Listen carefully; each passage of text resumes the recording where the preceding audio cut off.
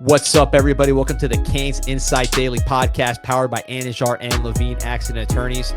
Going to be taking a deeper dive here into the background of Miami's newest quarterback, Carson Beck, talking to his old high school coach at Jacksonville Mandarin. That is Coach Bobby Ramsey, now at Andrew Jackson High School in Jacksonville. By the way, Coach is a big, hardcore Canes fan, so maybe he planted the seed for what ultimately happened here in the past few weeks. Who knows? But it was really fun talking to him, man. He had a lot of insight into Carson Beck's history, how he transitioned from a blue chip baseball prospect into the quarterback prospect he became and who he is today and how he might look in a Miami offense. Again, Coach was awesome. Could have talked to him all day.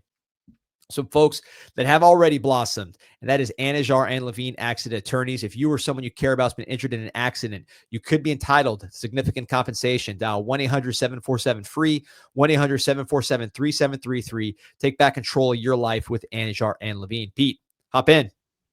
What's going on, D?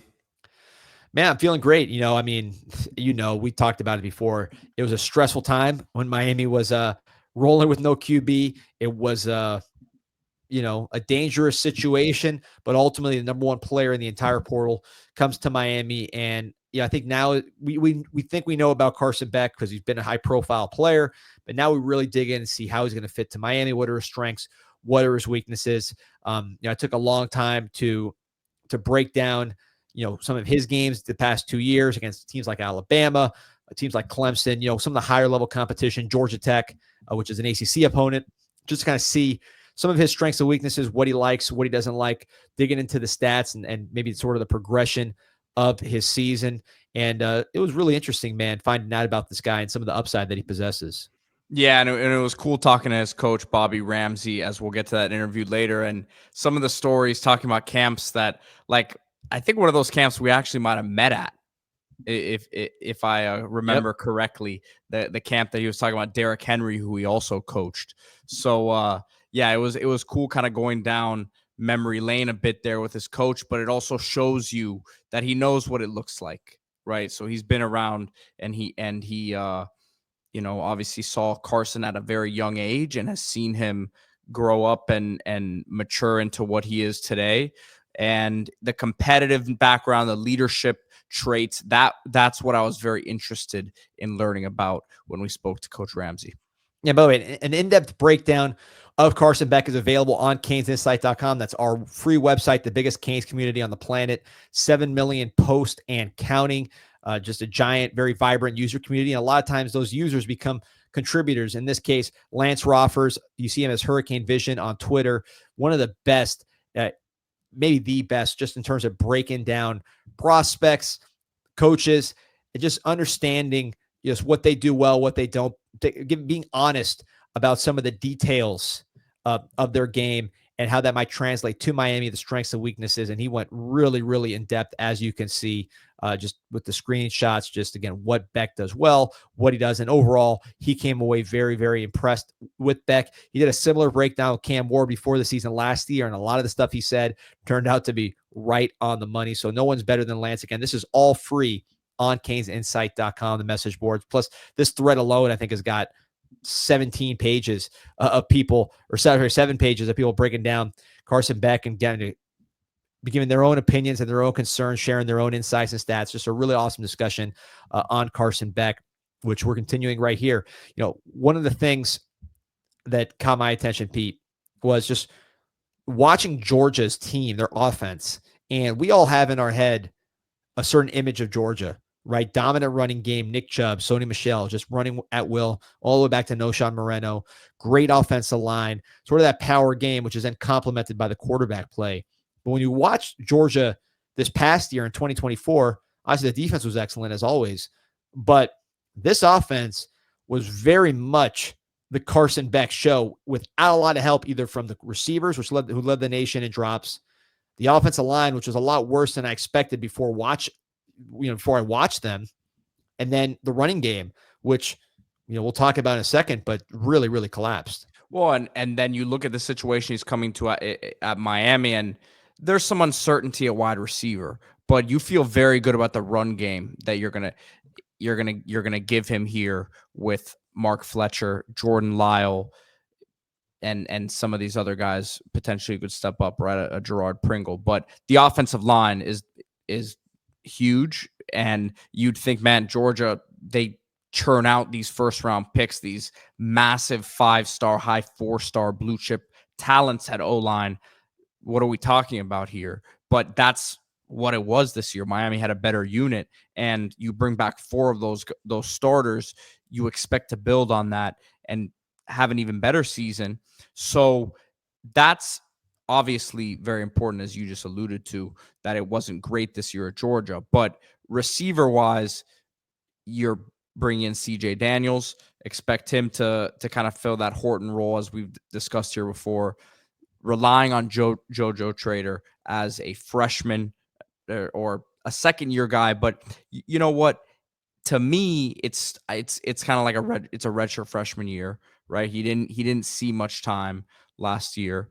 So, we expect it to be a better group. We're excited about that group, but still potentially need to add another in that group. Yeah, no question. You got to add one at least, and a big one, right? An impact one. So that's probably top of the to-do list for the post-spring portal. Having Carson Beck in place will help. But the running game is really where I focus. And if you go back to 2023, which is when Beck was, one of the most efficient players in the country, 9.5 yards an attempt, projected number 1 pick in the following draft, right? So the peak of his powers. 2003, Georgia was 9th in the nation in yards per carry. You go to 2024 this year, that dropped to 84th in the nation. Staggering. Massive drop. And just for comparison, Miami was 5th, the Miami Hurricanes, right? So Georgia goes from 9th to 84th, Miami right there at 5th in the nation. And it's not like Georgia ran a lot, and that's why the average was down. They were 102nd in rushing yards per game. So when you go from volume, they're even worse than they were per carry. Now, Miami loses Damian Martinez, so you could expect a little bit of a drop-off. You had all 3 of those guys at once with Martinez, Fletcher, and Lyle, plus you had A.J. Allen. So I don't think the depth is going to be there, and you lose a great player, your lead back in Martinez. But even in 2023, Miami was 20th in yards per carry, and that was with Parrish and Chaney. And, quite frankly, I think between Jordan Lyle and Mark Fletcher, they are significantly, in my view, like a clear notch above talent-wise from Parrish and Chaney, especially when you're playing good teams. So that's something that I think is important, because when you watch Beck, one thing that jumped out to me just watching him against Alabama, he's very, very comfortable under center, which is a much different thing that you're used to seeing with Cam, who is very much a shotgun quarterback at his core. Dawson, much more of a shotgun play caller, air raid. Is he going to be able to incorporate that under center stuff that Beck does really well? That's where Beck, I thought, was at his best. Just play action, kind of old school 2000, 2001, 1999 football. Beck under center, fullback behind him, play action, chucking it down the field, showing off his arm strength. That was really where he's at his best. It's kind of an old style of football. We'll see if Miami incorporates some of that. They do have fullbacks if you want to use Fletcher there or Lofton. So what I did find interesting from the interview with Coach Ramsey that we'll get to after this, D, is something that paired with what we know that scouts have thought about him before the bad second half of the season here and now the injury, is like Coach Ramsey, being a Canes fan, watches a lot of Canes football, and he watched Cam Ward all year, and he said something along the lines of Carson Beck's arm talent is closer to Cam Ward's than people realize, because Cam Ward, everyone lauds him for that, as they should. But again, the NFL scouts have had him consistently as a top 10 pick up until really late October, early November there, right? So you combine that with what Coach Ramsey knows, being a Canes fan, knowing ball, having coached him. There's kind of a notion out there, for whatever reason, that Carson Beck is more of a game manager. And is he a gunslinger like Cam? No, he's not. But let's not downgrade the arm talent that he has and what could also be unlocked. We're talking about what he's been good at in his career, but what he could also have unlocked from his game by being in Coach Dawson's system. Yeah, and he actually had another quote, which was that their athletic ability is not that far apart. And that's one thing you really do notice, is that, Beck doesn't run around like Cam. It's a different game, but Beck is a really, really good athlete. And I think you see him play, you don't realize he can throw on the run. He can get off his spot. He's extremely fluid and athletic. He's got twitchy feet. So when he's dropping back, whether it's under center, he can get away from the line quickly. So he has a lot of just pure talent. Pete, I sent you that video in the private chat. Yeah, I'll pull it up right now. He was really a baseball player first, a third baseman, a power hitting third baseman that was committed to Florida as a freshman and then developed into a quarterback. So you see the swing here, nice looking swing, fluid and athletic, big guy. These quarterbacks, all different profiles. TVD was a pitcher. You have Cam Ward, more of a middle infielder. Carson Beck's your third baseman with the big arm, great size, and some athletic ability. So it's funny how you see the different positions, how they play. Mentally, he's not like TVD, where TVD really got to play him in this Lashley offense, and he's just got to kind of throw to know where he's throwing, throw it there, not to read the defense as much as he did with Dawson and with Gaddis. In those cases, we saw it. Everybody played coverage against TVD. He wasn't able to see the picture, and he became a turnover machine. Whereas with Lashley, he was playing free, very simple decisions, simple system, and he was very effective. Ward was the opposite. Ward's a complete computer. He saw everything, had great eyes, great IQ, just one of the smartest quarterbacks we've had. I think Beck is in the middle of those two, but probably closer to the Cam Ward side than TVD. I don't think he's exactly like Cam Ward as far as seeing the whole picture. You did see him lock on at times, maybe predetermine some of his throws, but he definitely reads defenses and does more pre-snap than TVD did. And I think with the experience factor of being a quarterback who's with 24-3 as a starter, he's a class of 2020 kid. So he's been in school since before the pandemic, and he's really, really gotten the best level of football experience. We talk a lot about how experience matters. A quarterback, Cam Ward, had a ton of it before he got to the University of Miami.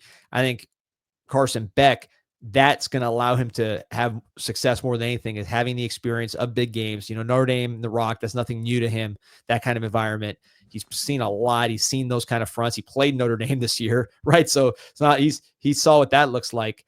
And he's a bit, just like he's big. He's physically a big quarterback, which isn't the end all be all, but I think that plays into certain things. Yeah, no question. And when I say played Notre Dame, I guess he was on the sideline, right? So he wasn't playing that game, but he certainly played teams like that, and that quality. So that's not going to be a surprise for him. And yeah, just the physical traits, man. 6'4" and a half. That's what I'm saying. Like the arm, you see the throws he makes. This guy's got different kind of arm than Cam Ward. Cam Ward I think is very much a third baseman versus a combo guard on the basketball court. Cam Ward's your combo guard basketball player, middle infielder on the baseball diamond. Beck is your big third baseman, more athletic, better arm strength than a first baseman, better size maybe than your average outfielder. Quick feet. Just a really, really talented guy. And you could see why he was considered a first-round pick. Pete, we talked to sources who work in the NFL, and the word we got back was legit NFL starting quarterback. The talent-wise, question is leadership. He's not like Cam Ward. That's that alpha dog that's going to be grabbing people and MFing them, if they're out of place. I think he's going to be much more, and he's not going to be, Cam Ward's poise of not getting shaken by bad plays was elite.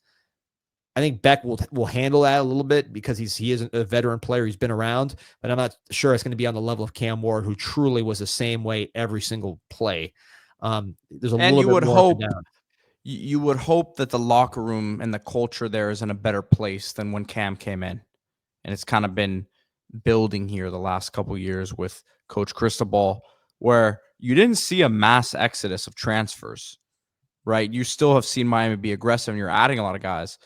But it's like the Patriots back in the day, right? They would take certain guys who maybe had been cut somewhere else, but they would take the chance because that foundation was so strong that you were saying, look, if it doesn't work here, it's not gonna, it may not work, right? So I look at that with the situation there, and I'm like, all right, is it the same leadership, in terms of style? No, but if the foundation is solid and good, then you don't need that necessarily. And he's coming from Georgia, right? So he's been in a system where they're expecting to win championships, high level, high seriousness football. I mean, it's not something where he's having to up his own expectations because he's coming to Miami. His expectations have always been pretty high, I'm sure, for himself, but also team wise and what he can do competing for championships. So he's dealt with a fan base that's not easy either. We know how Miami's fan base can be, but Georgia's fan base is not always fun to deal with either if you're a player, I'm sure. So that all I think is very important stuff. Cam was built for it, even though he was coming from Washington State, but he was built to deal with all this stuff. Beck is in a different way because he's gone through it before and we've seen it.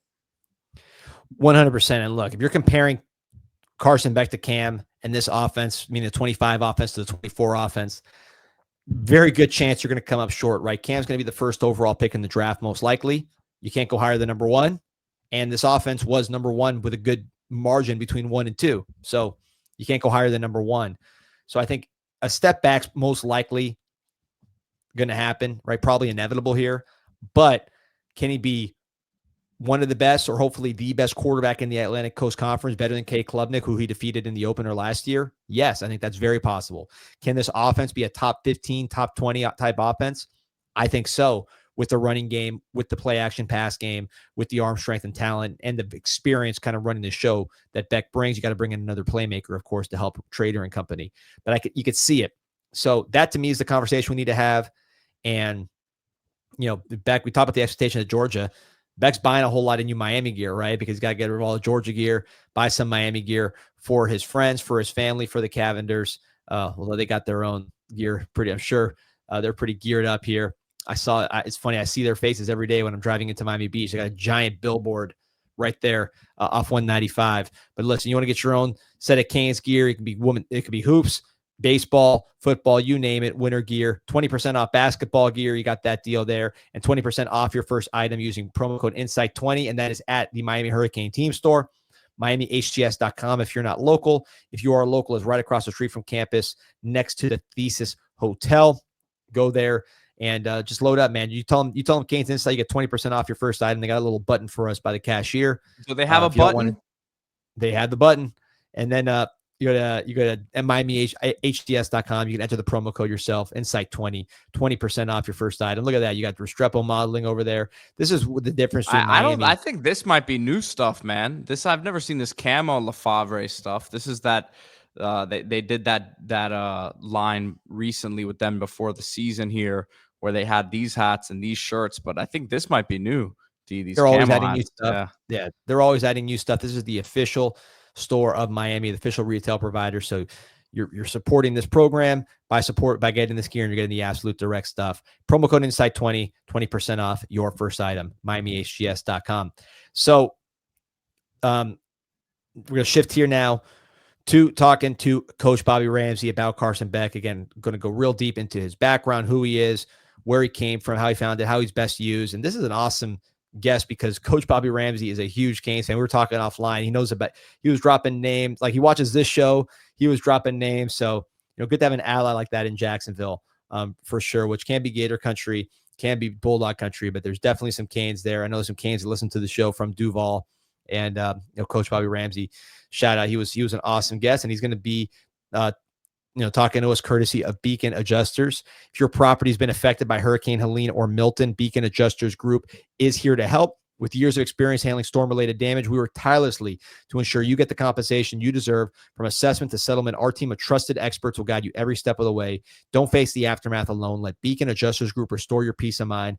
Call us today, 954-466-4224, 954-466-4224. That's Beacon Adjusters. Storm damage, it could be Helene, Milton, doesn't have to be.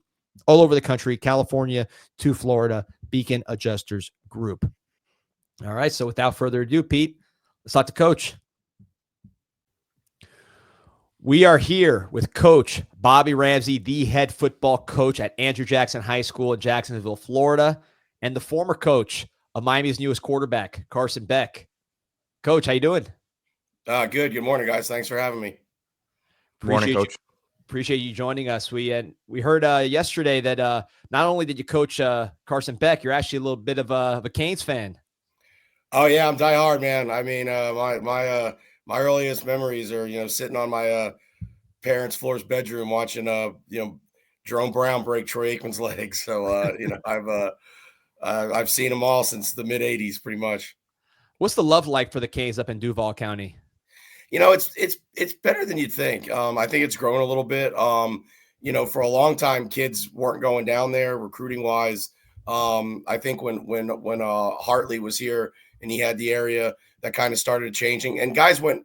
Well, let me say this: guys weren't going down there and doing well. But then you had like the Shaq Quartermans and the Will Mallory's, and so I think that helps some. But Miami's got a solid following. I mean, obviously it's Jacksonville, so you're going to say Florida State are the top two, and Georgia's got a probably, maybe the third, just because we're right here on that border. But I mean, there's a lot of Duval love for the Canes. I have it's funny. I just recently hired 2 assistants, and they both just happen to be diehard Hurricane fans. I didn't know that was the case, but a couple other my coaches were giving me a hard time. Like I just picked Miami fans. I was like, nah, man, God is good. I mean, just worked out that way. So, Andrew Jackson High, before we get into Carson and everything you did at Mandarin, school has produced some Canes. Carl Walker, for those who remember him back in the day, big safety, played special teams on that 2001 championship team. Also, Derek Plaz went to Jackson High before transferring to Mandarin, where Carson Beck went. So tell us a little about just the rebuild at Andrew Jackson High. Yeah, it's a school that, you mentioned Carl Walker back when Kevin Sullivan was the head coach. They were putting out a lot of guys that were, the school's probably best known for Leon Washington, who played running back at Florida State. But, a couple of years, like I said, when Plaz was there a couple of years ago, Coach Chris Foy, who's at Oakleaf now, did a really good job. They also had the Grayson Howard kid who's at Florida. And then it took a little bit of a downturn in 23 when he left. So, we're just trying to get it back on track and get it going again. And, we approved some this year, but a lot of work to do. I equate it to like, somebody $5 million and, you paid them back $2 million. That's a lot of money, but you still got a long way to go too. But, we're excited about the direction of things and, the kids we have coming back. So Coach, let's focus in now Carson Beck. Tell us the first time that you saw Carson. First time I saw Carson, actually was at a baseball game. And he just happened to be playing in this, tournament that I was at. And he was playing third base and everybody was like, oh, there's Providence where he was going to school at the time, is a really strong baseball program. And, they were like, oh, they have this third baseman. I think he was a third baseman, was committed to Florida. It's like, oh, wow. So that's the first time I saw him. And I just kind of looked out there and you could tell physically he was a pretty impressive guy. He was in the 10th grade. So, then when I met him in person, obviously, he's probably about as tall as he was back then. But physically, I mean, right off the rip, he looked the part. He definitely, was a guy you're sitting there going, okay, if he's going to play quarterback. And he hadn't played a ton of quarterback when he came to Mandarin. He kind of was later to football, actually. He was a baseball kid for a while. And then he started playing quarterback and he just fell in love with it. So, that was kind of my initial, impressions of him. And by the way, Providence, they rang a bell. That's where Will Mallory went, right? Providence. Correct. Yeah. McMallory was like 2 years older than him, I think. Yeah. And Mandarin, I associate Mandarin with beating Columbus and all the success that you guys had. And we'll get to that in a second. But from what I understand, Mandarin was not in the best shape when Carson Beck started playing quarterback there. No, my first year at Mandarin, we were 2-8. And, it was kind of similar as a rebuild, and, we had a lot of returners off that team. And, the senior group on that team which was the junior group when he was a junior, he was underneath them. But, excuse me, he walked into a situation where we were trying to turn it around. And there was also a lot of growth happening with the players that were there. So it kind of all really meshed well together. We had some really good receivers. One of them is DeMario Douglas, who's playing for the Patriots right now. He was not a heavily recruited kid, and we didn't get him. We had a hard time getting him the ball the year before. Another one is Chris Mitchell, who's played at FIU, set their receiving record, and now he's playing for Notre Dame. Another kid that we struggled to get the ball to. So we had another kid, Darian Oxendine, who ended up going to FAMU, and we had a really great, strong offensive line. We had a lot of pieces, but obviously Carson was, what we were known for as the season went on, and obviously the way he performed in the postseason. But he it was an interesting year because when he got there, I'll kind of take you all. His recruitment was actually like ahead of his performance on the field. Like he hadn't played a lot, and then he gets here, and he starts going to these camps, and he's getting these spot offers, Alabama, Florida, and it just kind of blows up from there.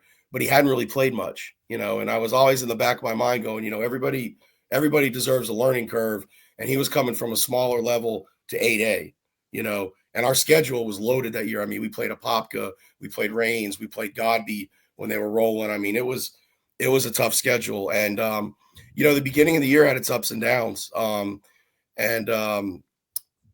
were 1-2 going into our first district game against DeLand, and we were down by 3 late in the game, and we got the ball back with like 2 minutes and 10 seconds left. And I will always say, like, if I was going to go to a clinic and talk about a 2-minute drive, I would show that film. I mean, the catches that were made, the throws that were made, kids getting out of bounds. He throws a corner ball with about 30 seconds left that either our guy catches or it's an out-of-board ball. He drops it, it's that kind of perfect throw right past the defender before the corner of the end zone. And, I think that was for him. And then the next week, we went out and played Rains and we lost that game, but we came back late and drove down to almost score. We just ran out of time. It was a little bit different clock situation. And he took a lot of shots in that game. And that, to me, those 2 games from that point on, there was a real uptick for him in like his growth and his development and competing on that level and, really starting to morph into the quarterback that he's become. Coach, at that age, what sort of leader was Carson? Was he a vocal guy? Was he just a, leader by example? Because that's a question that a lot of Canes fans have right now. Look, new quarterback, Cam Ward did it last year, but now Carson's coming in there. How do you think that adjustment will go based on your understanding of the type of leader that he is? Well, when he came to us, again, he was coming out of a small private school that he had been in that atmosphere pretty much his whole life.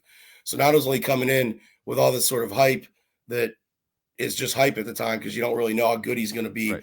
But then he's also adjusting to a school with 2,500 kids, lots of different backgrounds, and getting used to being on a team with 50 other kids as opposed to 30. So there's all these kind of dynamics that are in play, and everybody's like, oh, by the way, you should go out there and throw for 310 and 3 touchdowns every night, so you have that pressure. So I think initially where the relationships started, I mean, that receiver group was special and they're great kids and I love them to death, but I think we all know how receivers are, they're always open. They always want the ball and it's, it's because they believe in themselves and they know they can make plays. So I told him early on, I said, look, you're going to have to manage that. And I can't do it for you. And I really can't tell you how to do it because I've never had to do it. But, you're going to have to manage that dynamic. And he was pretty cool about it. He was like, yeah, I can handle it. And, there was a lot of opportunity to grow right there, right off the rip. It's not like he went into a situation where he didn't have guys that were going to, if they didn't get the ball thrown their way a few times or come back and say, hey man, what's going on? So, and that was never an issue. I mean, it never became, there was no sideline drama or anything like that. He managed that really well. So then, we win the state championship. Now we had 19 seniors on that team as starters. So the next year we had him and 2 other returning starters. I mean, it was like the Marlins after they won. I'll give you South Florida guys. Like the Marlins after they won the World Series in '97, and they got rid of everybody. So both times, really. Yeah, a couple times. Yeah. So, that year, I think was really challenging. I knew it was going to be really challenging for him because we weren't a traditional power, but we have this target on our back as the defending state champs. And I'm kind of like, guys, Mandarin had only won 3 playoff games ever before we won 5 in 18. So, we're still, but no one cared. I mean, they expect another one. So, and he was the one left guy. So we have a target, but then the target's kind of compounded on him because he was such a high profile recruit, right. and he was a quarterback, so there were some really, I think, unrealistic things expected of him that year. And then everybody had left. His one offensive line starter back, all new receivers, kids that were 10th graders the year before who played a little bit and were good, but, they were coming up starting varsity for the first time. So that was more where he had to get guys going, not just manage personalities, but help guys develop. And, there were some speed bumps for sure. But there was also, again, a lot of growth. And, the second half of that season, I would say like he kind of drug us to the playoffs. A lot is talked about his junior year and obviously what he did in the state championship and whatnot.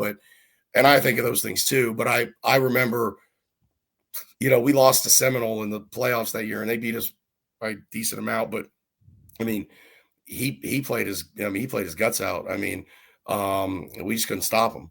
And we were getting banged up left and right. And, that the way he competed in that game, I think always has stood out to me. So, he's kind of had those different opportunities, to come in and manage things from a personality standpoint. And then also, help guys who are moving into a new role for the first time grow. And he had to learn to deal with that. And it's like, look, they're going to make mistakes. How are you, you can't, it can't always, you got to be the CEO. I mean, if, you throw the ball, even if they drop an easy one, like, or they run a wrong route, there were times early on he would get frustrated, but as the season went on, you saw that maturity of him as a leader and the offense really start to click. And, they all start to work really well together. A lot of people don't know Carson. We talked about it yesterday. Was committed to Florida as a third baseman, right? Early on in his high school career. Might have been an outfield, but I think he was third base. Yeah. Okay. So baseball player committed to Florida. Right. So obviously huge, big time school in baseball. And if you're committed that early, you got a spotlight on you as a baseball player.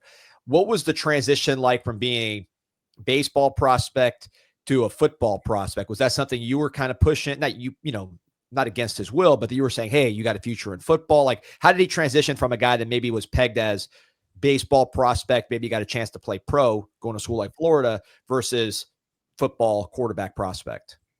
I mean, that was all him. I mean, he just dove into quarterback. Once he started getting into it, I mean, he dove in head first and he kind of burned his baseball bridges. I would have advocated that he played as a junior. And as a senior, he enrolled early.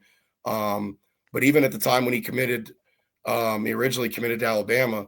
They were like, yeah, you can play both. I mean, I'm sitting here chuckling like, yeah, okay, sure. So he dove into that. That was all him. I mean, he really just embraced everything about the quarterback position, the studying, the training, and it wasn't from the standpoint of like embracing the attention and like, oh, I'm getting all the smoke now because, I'm the quarterback. And it wasn't that. It was a true love of the game, and a true love of the position. And he just had, you could tell he's had so much fun doing it. So, I didn't have to really say anything to him. And I wouldn't have unless it was a deal where it's like, all right, look, man, you're batting seventh, like you probably should give up baseball. I mean, I would have advocated that he played, but he fell in love with football and it hasn't stopped. Coach, we've talked a lot about the mental side and his leadership ability. If you were describing his physical traits to someone who's never seen him play, how would you describe Carson, his game? Deceptive, from the athlete standpoint, for sure. He's a much better athlete than he gets credit for. I agree. If you saw him against in the Tennessee game, some of the runs he had, he put his shoulder down, he ran over a kid. I would encourage him to run in high school. I said, look, Carson, you roll out, you got 10, 15 yards of grass in front of you, go, man. So, and everybody's going to always do the Cam Ward comparisons. I don't think he's that far off. I think him and Cam are kind of in a similar ballpark. I don't think they play exactly the same way. But, I think athletically they're pretty similar. I think, Carson may stay in the pocket a little bit longer, where Cam might, let's try to extend the play. Time, use his athleticism that way. But they're both going to be fixated on what's going on down the field. Because, I wouldn't label Cam Ward as an athlete quarterback. I mean, he's a thrower who can run. And I think Carson is that same way. I don't think you can play the position well nowadays and not be able to move. Pass rushers are just too good. Yeah. And there's too much going on, and the defensive guys are throwing too much stuff at you. So you have to be able to navigate within that, within the pocket, possibly getting out of it. And then when it's time to run. And he can do all those things. He can make all the throws. I think everybody sees that. But he's a deceptive athlete. He's much, you can't be offered a baseball scholarship to a Division I school in the 9th grade and not have some really athletic skills.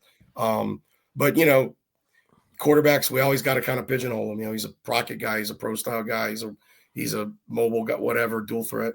I think he could probably check all of those boxes in some form or fashion, but he's a deceptive athlete, and you don't have to worry about his arm strength. Yeah, it's like Dan Marino and Tom Brady. They always say, they're not athletes, but they're getting chance. They could have played another sport at the college or pro level. So that tells me they're pretty athletic guys. Right. Coach, you being a diehard Miami fan, being in Jacksonville, knowing the SEC as well, and then knowing Carson more than anything, you're probably in the best position to answer this question. How do you see him transitioning to this program, this city, just a whole different kind of vibe than what you might have in the SEC, knowing what you know about Carson? I mean, he's kind of a homebody. I don't think he's coming down to Miami to, live on South Beach and do that whole thing. I mean, that's just not him.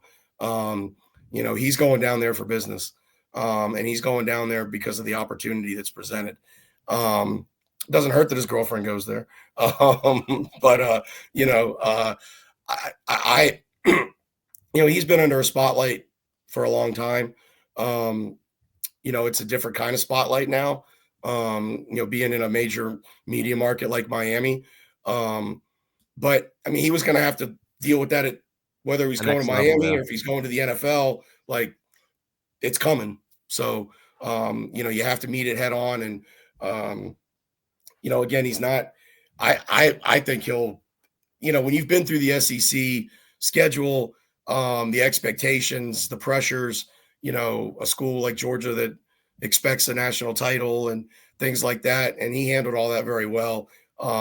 He's not a guy who's, going to be, out and about. I mean, he's going to be doing his thing with football and, having his private life and doing everything he can, as far as the university piece is concerned. So, I don't worry about that at all. I wherever he would go, like I said, if he was going to go to the NFL, you get drafted to the Giants or somebody there's no bigger, media cooker to be in than that. So,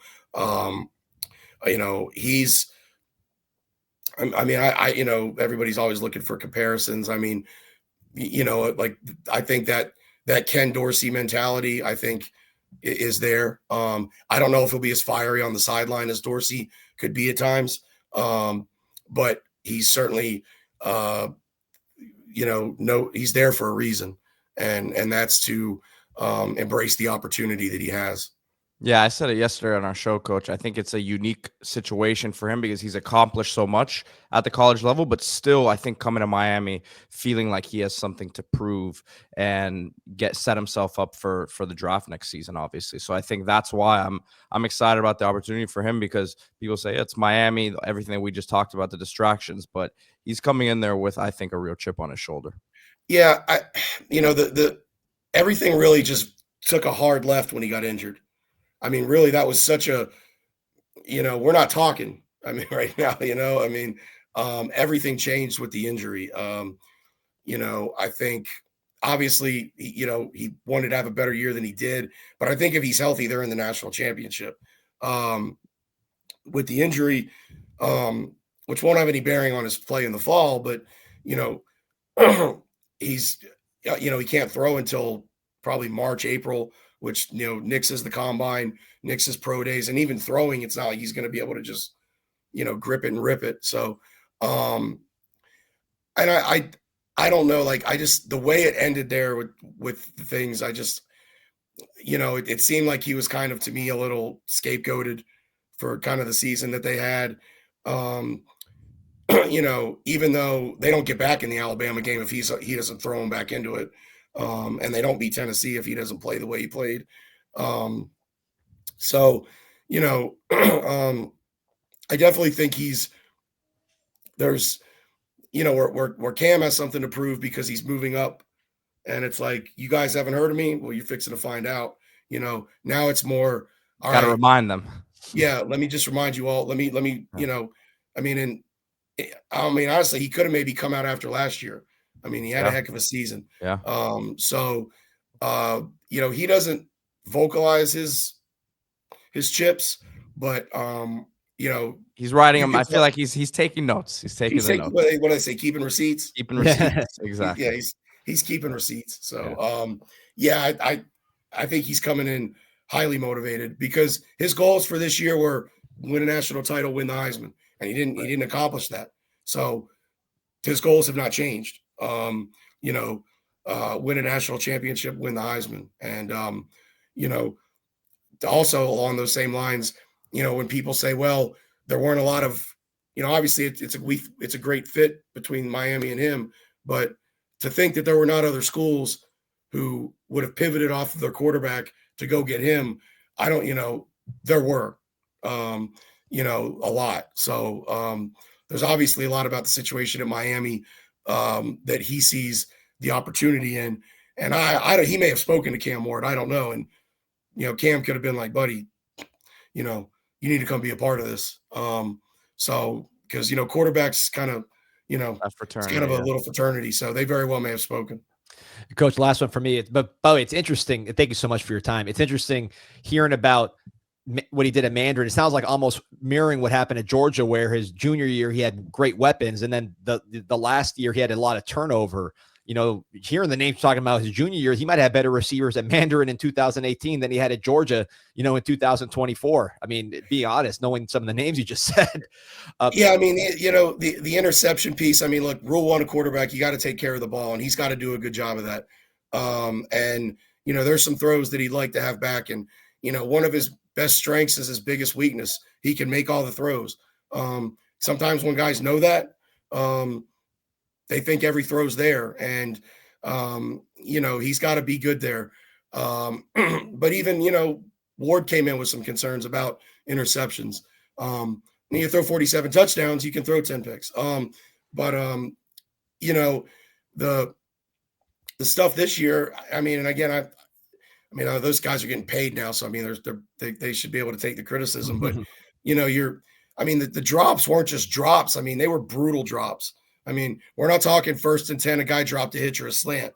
We're talking 40 yards down the field, game-changing plays. And I mean, dropped. We're not talking like, well, it was a contested catch or it was a 50-50 ball. I mean, he put a dime on Aeneas Smith the first series against Georgia going down the sideline. That's a different game if that ball is caught, and those kind of things.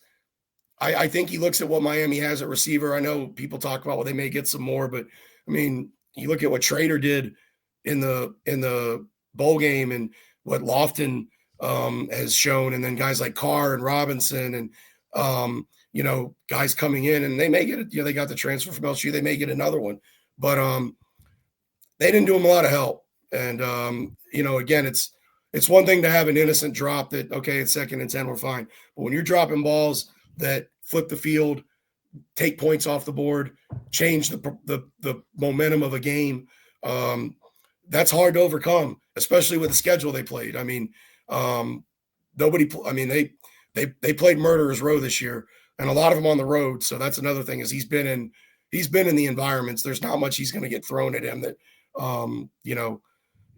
he won't be overwhelmed. Doak Campbell next year won't intimidate him. Yeah, and Miami has Notre Dame and Florida to start the year. So Sure. that was a big thing for Miami here is getting a quarterback who's been in situations like that. So he checks those boxes. Yeah, and I mean, I was fortunate to coach Derrick Henry when I was at Yulee, and the two of them, I see a lot of similarities as far as just the love of the game. And people always ask, like, well, what's similar about them? I mean, not a ton, but they both at their core love football, and that might not seem like much, That's a lot. but it means a lot, especially when other things start getting thrown in, money and attention, and if that love isn't there, and if it's not strong as a rock, it's going to get chipped away at because you're going to get distracted. So, and when you love the game, you'll make the sacrifices, you'll do what you have to do. You'll tune out the noise.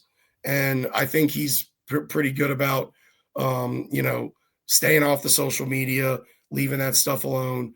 But they both love football, and, it's kind of all they do, like Derrick won the Parade Player of the Year award, and the guy called about the interview, and he said, we take a little different tact with this interview because our readership is 60% female. So we talk about off-field stuff like, the guy who won it last year played the piano, and, the guy who won it 2 years before had, a business, or one guy, played the violin. I'm like, yeah, that's not him, he plays, he's got a lot of tattoos. His skin's worth a couple $1,000, but,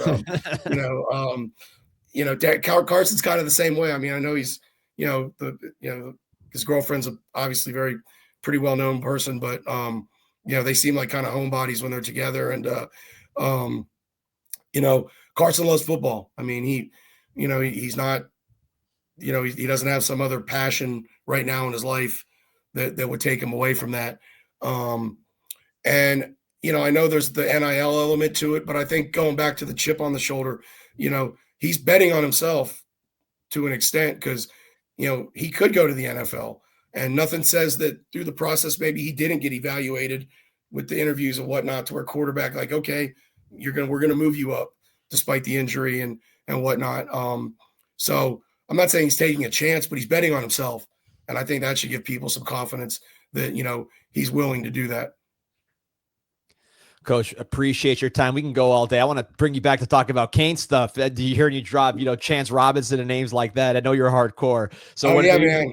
I know you got a lot of work to do, turning Jackson around and everything you're doing there. But maybe one of these days we'll get you on just to talk Canes, talk Jackson, get you practice maybe one of these days down in the spring or I guess August. You're pretty busy. Spring you might be pretty busy too, actually. But I'll get down a lot this spring. I'll get down there.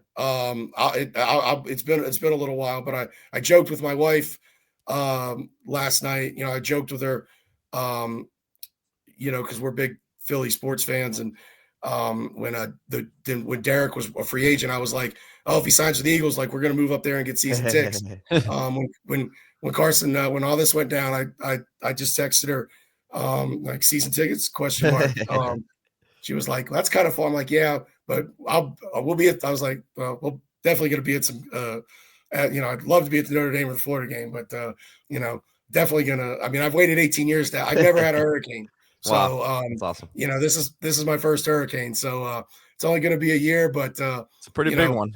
Yeah. I played the selfish card yesterday a little bit, and I still will, I'm enjoying that part of it a lot, being able to see him play, for the Canes. Like I said, I've had a lot of kids going and to, places, and I love following their careers and whatever school they go to, D1, D2, D3, whatever. It's great fun to follow them and see him be successful. But this one, it's a little different.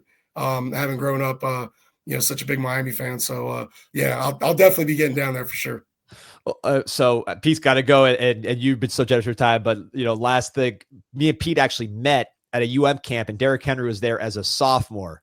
Yeah. And I remember hearing, we were right there in Green Street, and I remember someone saying, I don't know if it was someone on staff or someone that works in football, said, yeah, he'll be a tight end. So Great call by that guy. You heard that all the time, I'm sure. We could have a 50-minute Zoom session on all those. I mean, there were a lot of schools. There's a lot of revisionist history when it comes to his recruitment and what people thought he could do. I remember being at that camp, and there's some funny stories from that one too. There's a lot of funny stories at that one too. I could talk about that a lot. Go, Coach. Listen, whenever you're free, man, we'd love to have you on because you have such cool experiences and obviously being a hardcore Cane, man, we'd love to have you on and excited that you could share this journey with one of your former players here. Hopefully Miami getting into that college football playoff. So again, best of luck with Andrew Jackson and appreciate your time. Thanks a lot, guys. A lot of fun and, love watching your stuff. And anytime have me back, let me know. I'm excited about it. Can't wait. Thank you, Coach. Appreciate it. Take care, guys. This an insight to the Canes, and we ain't playing no games. Joaquin said dominate, so that's what we do. Home of the legends and 7th floor crew. Down in Miami where hurricanes brew. You here for the rumors, we bring you the news. Cause it's all about the you. And nobody do it like CanesInSight. Nobody do it like CanesInSight. Nobody